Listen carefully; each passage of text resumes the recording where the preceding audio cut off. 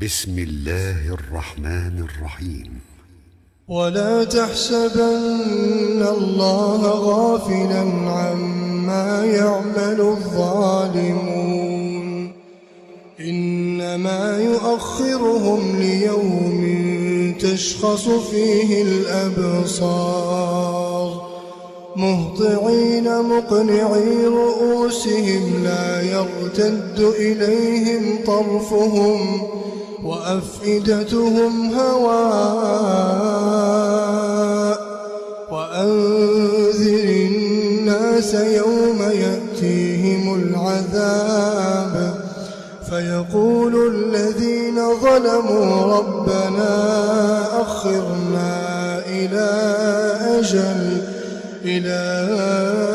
أجل قريب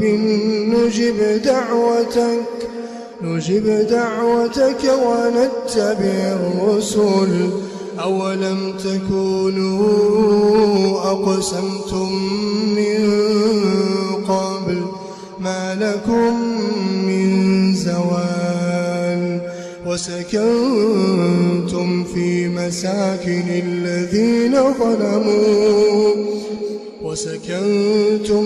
مساكن الذين ظلموا أنفسهم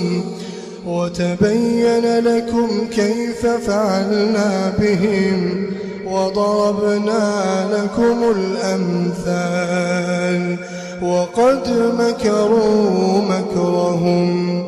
وقد مكروا مكرهم وعند الله مكرهم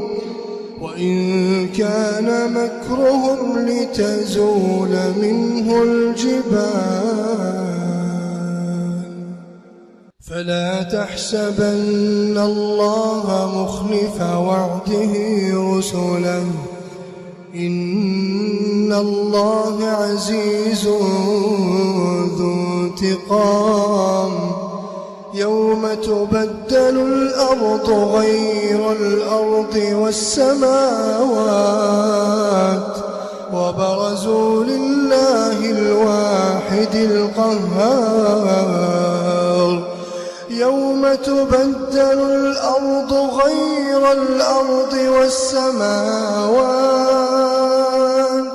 وبرزوا لله الواحد القهار وترى المجرمين يومئذ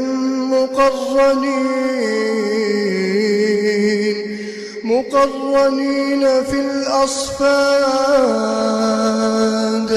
سرابيلهم من قطران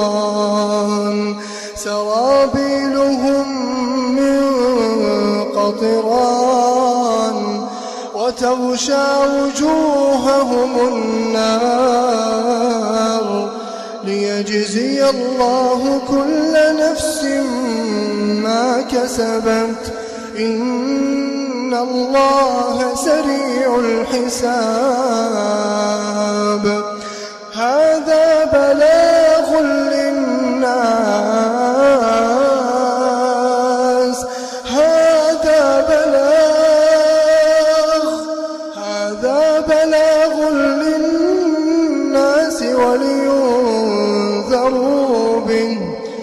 ولينذروا به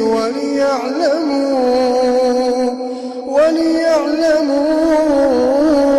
أنما هو إله واحد وليذكر أولو الألباب.